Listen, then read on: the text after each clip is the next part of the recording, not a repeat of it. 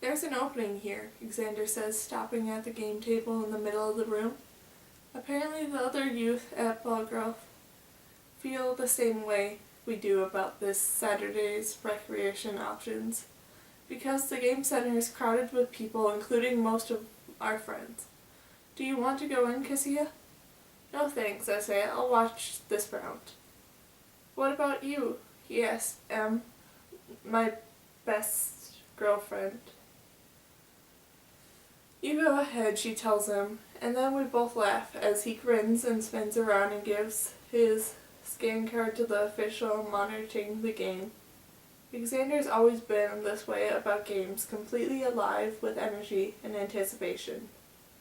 And I remember playing with him when we were little, and how we both played hard and didn't let the other win. I wonder when I stopped liking the games. It's hard to remember now. Xander settles himself at the table, saying something that makes everyone else laugh. I smile to myself. It really is more fun to watch him than to play yourself. And this game, Checks, is one of his favorite. It's a game of skill, the kind he likes best. So, says softly. The sound of laughter and talking covers her words from everyone but me. What's it like, knowing your match? I know she would ask me this. I know it was what everyone would like to know, and the answer the only way I can. I tell her the truth. It's Xander, she says. It's wonderful. M nods in understanding. All this time, none of us thought we could ever end up with any other, she says. And then it happens. I know, I say. And Xander, she says. He's the best of us all. Someone calls her name, and she drifts towards another table. As I watch, Xander picks up the gray pieces and puts them out on the gray and black squared board. Most of the colors instead of the game center are drab gray walls, brown plain clothes for the students, dark blue plain clothes for those who have already retrieved their permanent work positions. Any brightness in the room comes from us, from the shades of our hair, from our laughter, and Xander sets down his last piece. He looks across the board at me and says, right in front of his opportunities, I'm going to win this one for my match. Everyone turns to stare at me, and he grins mischievously. I roll my eyes at him, but still blushing a few moments later when someone taps me on the shoulder and I turn around. The official waits behind me. Cassia Reyes? She asks. Yes, I answer, glancing over at Xander. He's engrossed in making his move and doesn't see what's happening.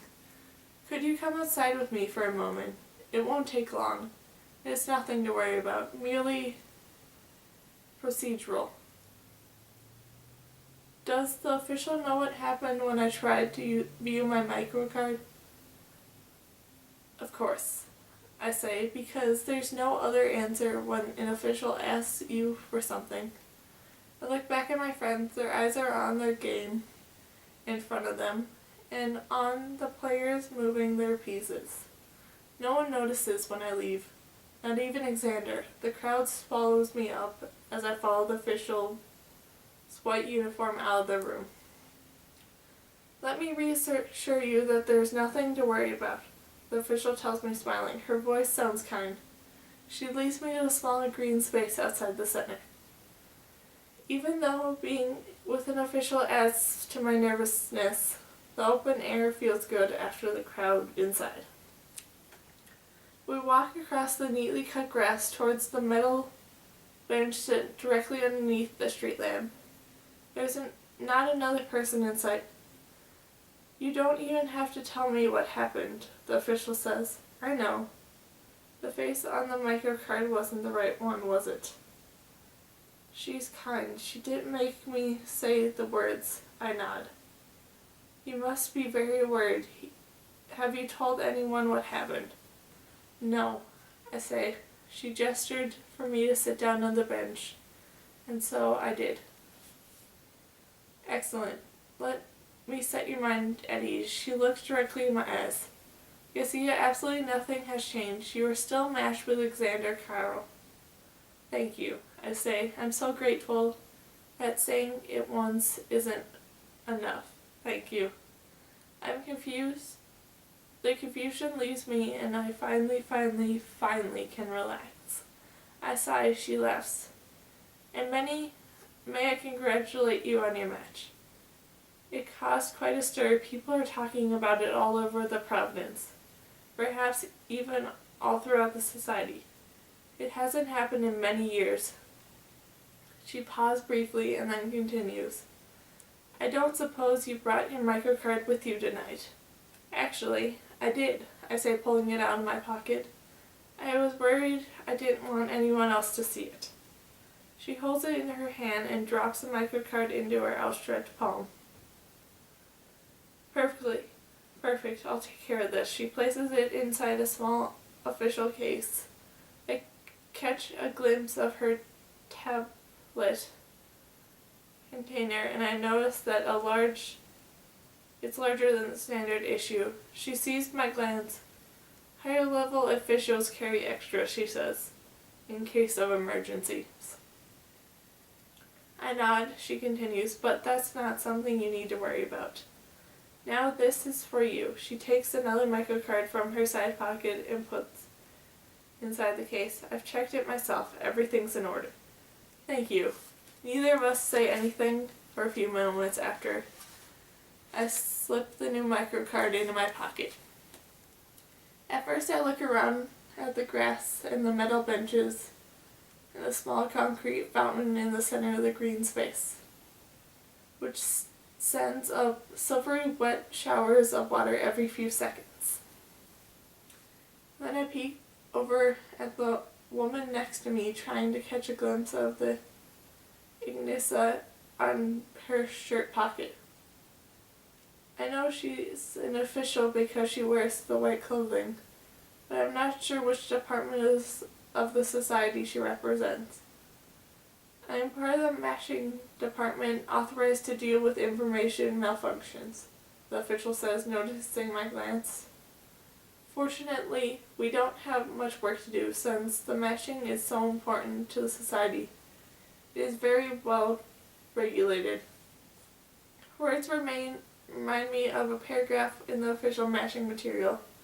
The goal of the matching is twofold: to provide the highest possible future for citizens of our society, provide the best chance of interest citizen to experience successful family life.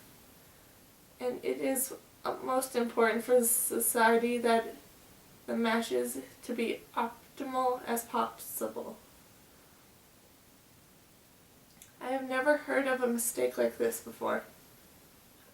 I'm afraid it does happen now and then, not often. She is silent for a moment. Then she asks the question that I don't want to hear. Did you recognize the other person's face you saw? Suddenly and irrationally, I almost tempted to lie. I wanted to say I have no idea. I have never seen that face before. I look over the fountain again and watch the rise and fall of the water. I know that my pause gives me away, so I answer, yes. Can you tell me his name? I didn't know all of this, of course. There's nothing to do but to tell the truth. Yes, Kai Markham. That's what was so strange about the whole thing. The odds of a mistake being made with someone else I know are virtually non-existent, she agrees. That's true. It makes us wonder if an error was intentional, of some kind of joke. If we found the person, we'll punish them severely. It is a cruel thing to do. Not only because it is upsetting the confusing for you, but also of Kai. Does he know? No, he has no idea. The reason I said it was so cruel to use him as part of the prank because of what he is. What is he? Kai Muckingham moved to our bungalow back when we were 10. He is good looking and quiet. He is very still. He is not a troublemaker. I don't see him as much as I once did. Last year he received his work position early. He no longer goes to second school with the rest of the youth in our burger. The official nods and leans a little closer, even though there is no one around to hear us. The light from the street lamp above shines down, hot, and I shift a little.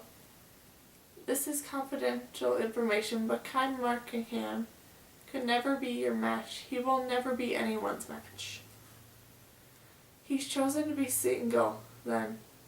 I'm not sure why this information is confidential. A lot of people in our school have chosen to be single. There's a paragraph about it in the official matching material. Please consider carefully whether you're a good candidate to be matched. Remember, singles are equally important to the society. If you are aware, the current leader of the society is a single. Both matched and single citizens experience full and satisfying lives. However, children are only allowed to be born for those who are matched. She leans closer to me. No, he is not. He's not a single.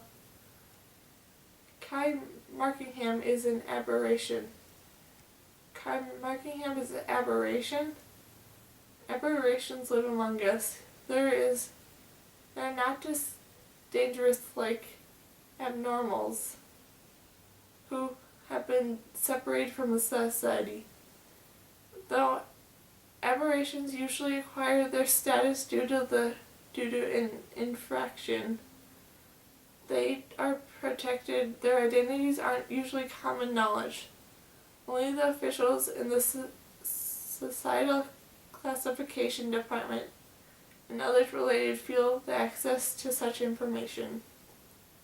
I don't ask him my question out loud, but she knows what I'm thinking. I'm afraid so.